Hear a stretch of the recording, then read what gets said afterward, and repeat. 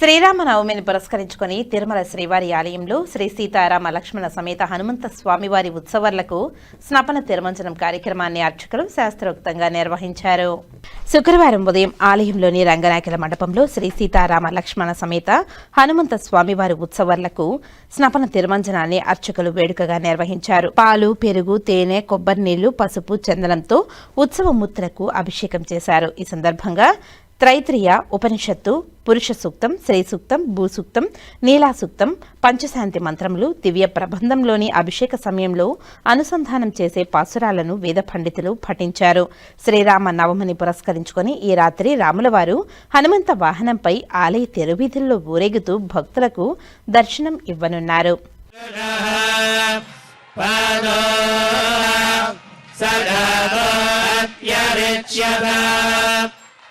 सर्वहुतः सम्भृतं व्रजदा ये केचो भयानकल्पयन् पद्भ्यागो शूद्रो पर्याय